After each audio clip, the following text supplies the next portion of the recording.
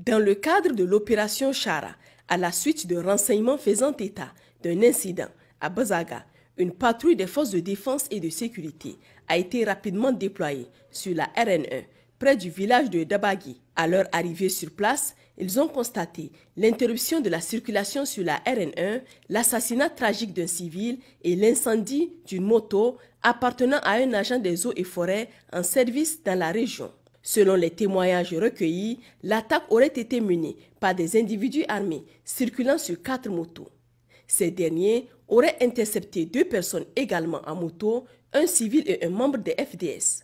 Pris de panique, le civil a tenté de s'enfuir à pied, mais a été rattrapé et exécuté à bout portant, pendant que le second a profité d'une confusion pour s'échapper. Après leur forfait, les assaillants se sont repliés rapidement en direction d'un pays voisin. Contrairement aux rumeurs diffusées sur les réseaux sociaux par des individus mal intentionnés, aucun membre des FDS n'a été tué lors de cet incident. Les autorités expriment leurs condoléances à la famille de la victime et dénoncent fermement la propagation de ces fausses informations qui semblent chercher à semer le trouble et à réjouir ceux qui souhaitent affaiblir nos forces de défense.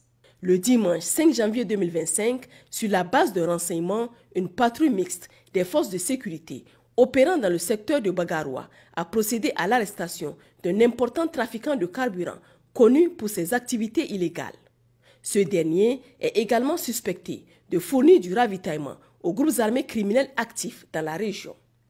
Cette interpellation s'inscrit dans le cadre des efforts visant à lutter contre le financement du terrorisme et les trafics illicites. Le suspect a été remis à la brigade de recherche de la gendarmerie de Tawa où une enquête approfondie est en cours pour éclaircir l'étendue de ses activités criminelles et identifier ses éventuels complices. Dans la région de Tillabéri, sur la rive droite du fleuve Niger, l'opération NIA a intensifié ses actions pour démanteler les réseaux criminels actifs dans la zone.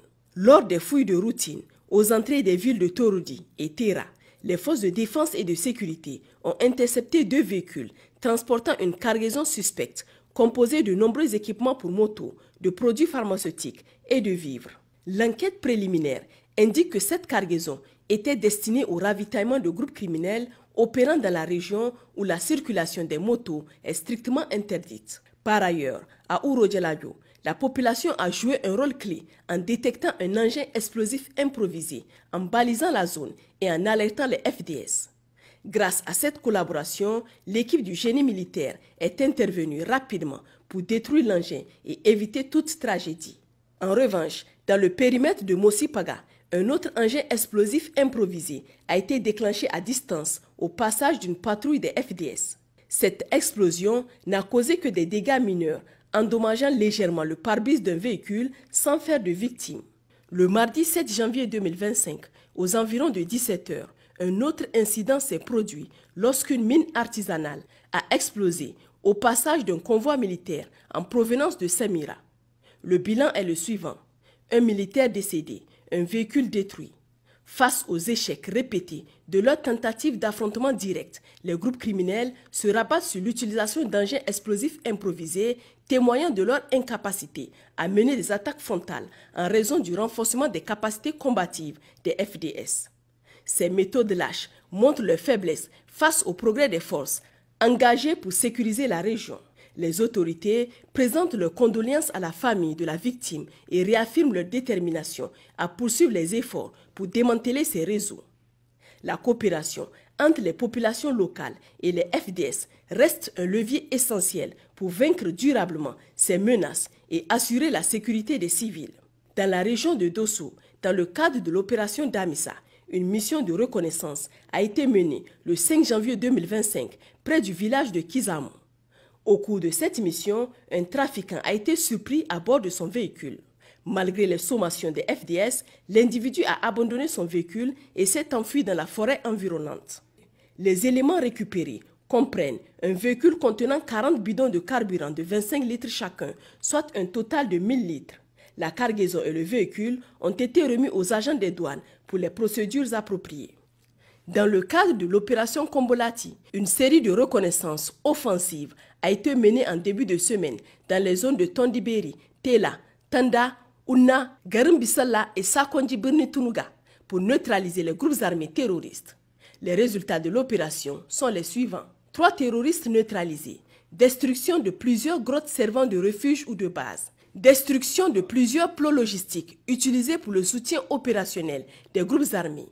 Saisie de 2 motocyclettes transportant un total de plus de 500 litres d'essence au profit des groupes criminels. Par ailleurs, la brigade fluviale de Gaïa, dans le cadre de la même opération, a intercepté et détruit une pirogue utilisée pour ravitailler les réseaux criminels. Chers compatriotes, la lutte contre les menaces sur notre sécurité collective exige votre vigilance et votre soutien actif. Nous vous encourageons à partager toute information pertinente avec les forces de défense et de sécurité via les lignes vertes mises à votre disposition. Par cette coopération, nous renforçons ensemble l'efficacité de nos actions pour assurer la paix et la stabilité de notre territoire. Pour les forces armées nigériennes, le 40-40. Pour la gendarmerie nationale, le 40-00. Pour la police nationale, le 83-83. Vive le Niger, libre et souverain. Vive les forces de défense et de sécurité. Vive les citoyens résilients et engagés.